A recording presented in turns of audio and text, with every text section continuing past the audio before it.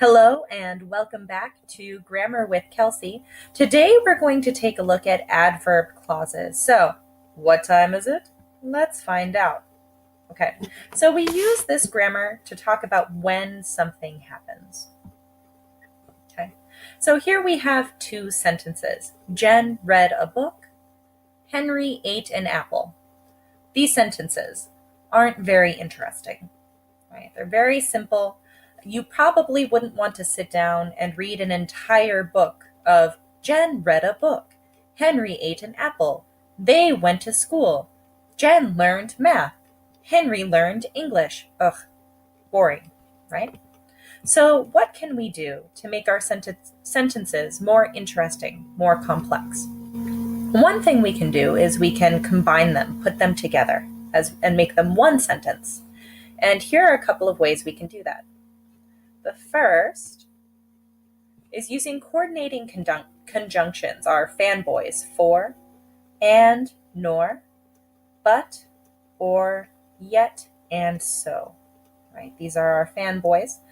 Sentences like Jen read a book and Henry ate an apple. So these two things are happening at the same time. Jen read a book, so Henry ate an apple. Here, cause and effect. Right? So, not only does this combine the two sentences, these words give us more information about how these sentences are connected and related. Okay. So this is a fairly simple way to make your sentences more complex.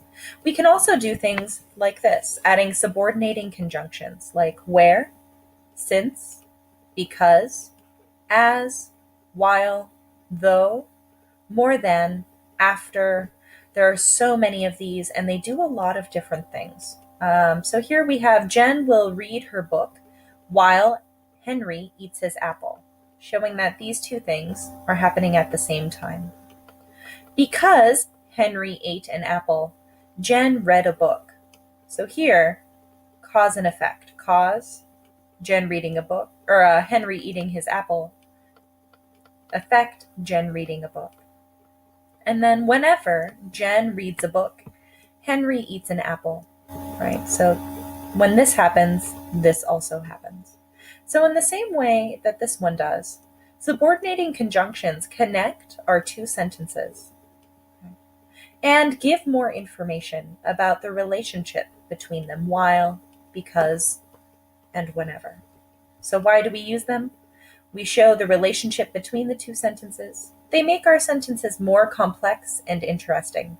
And subordinating conjunctions can be used to either give us more information about the action, the reading of the book, the eating of the apple, or the subject and object, Jen, the book, Henry, his apple. Okay. So we have a lot more latitude in how we make our sentences and making sure that we have different types of sentences to make everything more interesting. Okay, so we're going to specifically look at words that give us, or clauses that give us more information about the action. These are adverb clauses, see, verb, action, and they add more information to the verb. Okay. Words like where, right? Wherever, or where, wherever, and anywhere. Things that tell us more about why something happened, since, as, because. How something happened, as, like. This is a but, right? So words that show us although, but, while, though, although, even though, even if. Showing a comparison between two things, or how much of something. So as blank as, more than, less than. And today, we're going to look specifically at when something happened. So words like after, until, before, by the time, since, when, while, as long as soon as, once, still, and whenever. So there are quite a few of these right? And they tell us more about when an action happens. So how do we do this? First, we have to know what is an independent clause. Right? And you should have already watched the video talking about independent and dependent clauses. So I'm not going to spend much time on this, just a quick review. So independent clauses, clauses that can stand alone, that can be their own sentence. So she is dancing. Here we have our subject and our verb phrase is dancing. This is a complete sentence, right? There's our happy little period to show us, yes, this is a complete sentence. The opposite is dependent. That means that it cannot be alone, right? That it needs to be attached to an independent sentence. It cannot be its own sentence. So, she is dancing is its own sentence. However, while she is dancing is not. This while makes it dependent. Okay? No period. So how do we do this? Adverb clauses are dependent, right? They cannot be alone. They must be attached to an independent clause to be a complete sentence. So while she is dancing cannot be alone. She is dancing, complete. This while makes it incomplete. Okay. By adding our adverb, we actually make it an independent or a dependent clause. So how do we use these in our sentences? Let's take a look. We can put them at the beginning. While she is dancing, the music played. We can put them in the middle. She loved, after a day of dancing, to eat spaghetti. Right? So our after a day of dancing, our dependent clause actually interrupts our independent clause. She loved to eat spaghetti.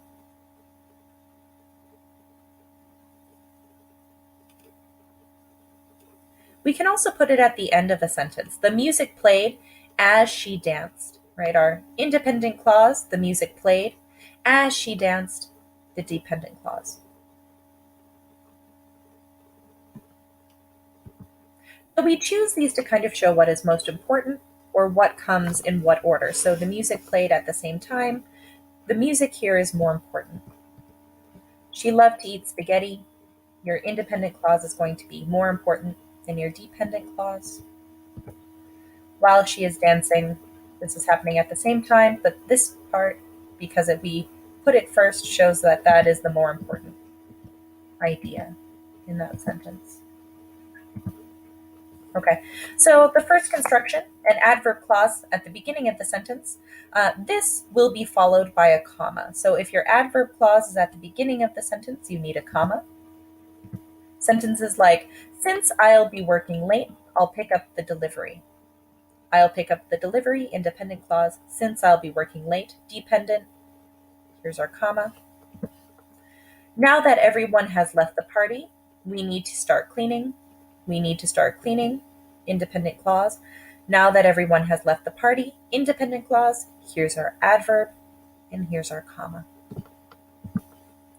Before she stole his car, he had loved her, right? He had loved her, independent clause. Before she stole his car, dependent clause. Opened with our adverb, before, and here's our happy little comma, right? So if it comes first, there needs to be a comma. And this structure is really good for showing what happens first. Order of events. You can also put it at the end of a sentence. Sentences like, Frank ran the race once he bought the right shoes. Frank ran the race, independent clause. Once he bought the right shoes, dependent clause, starting with our adverb once. The cat made herself at home in the apartment as soon as she stepped through the door. The cat made herself at home in the apartment, independent clause. As soon as she stepped through the door, dependent clause, starting with our adverb phrase, as soon as. Okay. We can get coffee when the cafe opens. We can get coffee, independent clause. When the cafe opens, dependent clause, opening with our adverb when. Okay, and here you'll notice you don't need commas. So if your independent clause comes first, You do not need commas, only if your dependent clause comes first. The third type is when we stick it in the middle, right? In this case, we need to have commas on both sides of the phrase. The best thing to do when you haven't slept in 3 days is to drink a lot of coffee. So here we show the best thing to do is to drink a lot of coffee. This is our most important idea, right? It is our independent clause. And our independent clause is actually being interrupted by when you haven't slept in 3 days. Okay. Our dependent clause opening with our adverb, and then we have our 2 commas. Okay. I find after I walk all day, I'm very tired. So I find I am very tired, our independent clause, is being interrupted by our dependent clause after I walk all day, opening with the adverb after. Okay.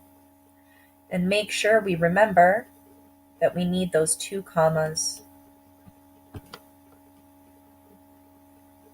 This structure is good for showing which event is more important, right? Your independent clause is going to be your more important clause. The dependent is more extra information. Okay. However, this structure can be confusing. Okay. So don't stress too much about it. If you feel good about putting your dependent clauses at the beginning of sentences and at the end of sentences, then that is just fine. This one is a bonus, right? Okay, that's all for today. I hope you enjoyed it. I'll see you in class. Have a great day. Bye.